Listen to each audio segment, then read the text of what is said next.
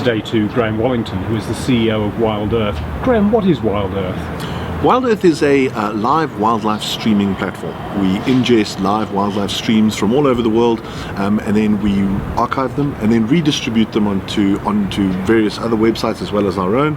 And we build as big as an audience as we can for this content, and then we monetize it on behalf of the various producers that send us the content.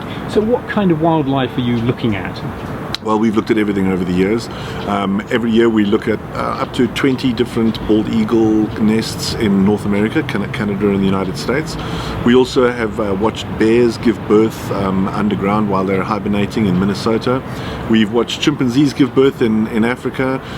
We have several waterholes that have been running, some for as much as 15 years, that people watch the animals come into the waterholes. We also do live presenter-led safaris, underwater cams on sharks, the list goes on and on. So the animals don't get much privacy then, do they? No, they don't get much privacy, and thankfully they don't charge any royalties. And so how many people are looking at these live streams?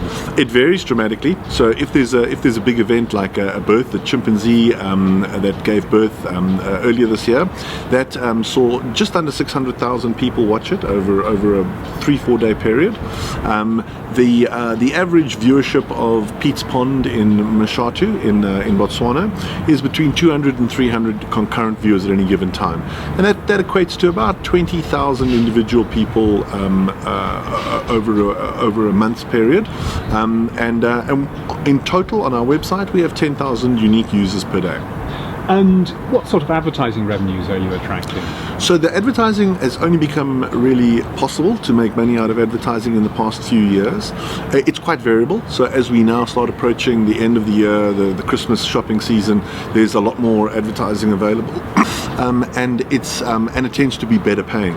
So we tend to get an effective CPM, cost per mille, of between $5 and $7.50.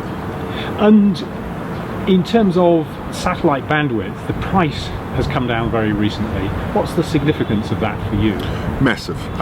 We have seen a phenomenal drop in the cost of both our backhaul bandwidth, that's getting the stream to our servers, and also the cost of getting our streams out to the users. To give you some idea, we've seen a more than 99% drop in the cost of the backhaul bandwidth between 2000 and 2013. That's hugely significant. More recently, a big development has been the arrival of YaClick, brought by Vox Telecom to South Africa, which is a very, very cost-effective VSAT service, which now makes it possible for small broadcasters to small producers with a game farm and a waterhole to put a YaClick uplink in place and start monetizing their waterhole without having physical guests arrive. And you were recently at a wildlife film festival in Wyoming.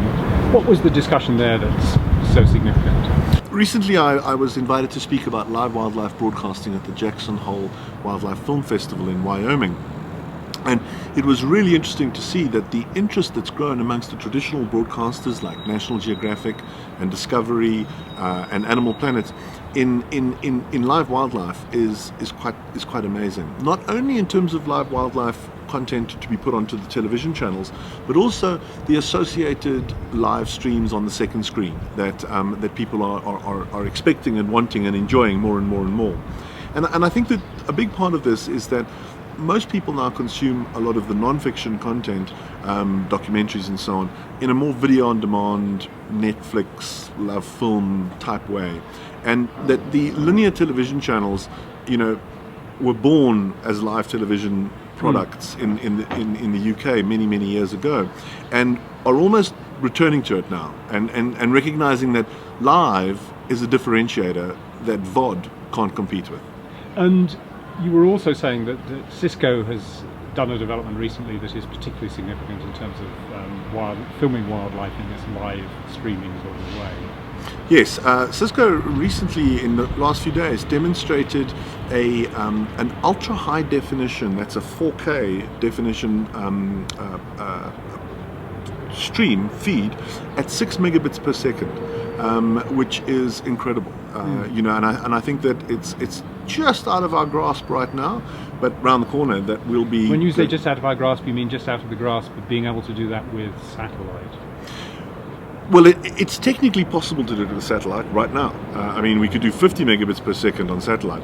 It's just too expensive, and I think that there just aren't enough ultra high definition screens in the marketplace yet in order to justify that additional expense. But at 6 megabits per second, for certain things, situations where maybe you don't need a VSAT or satellite uplink, but maybe you're close to maybe it's an underwater reef in Australia where you can get ADSL or fiber to the home or something like that. It's now viable to send a 4K live stream, up to servers and then distribute it, which is very exciting.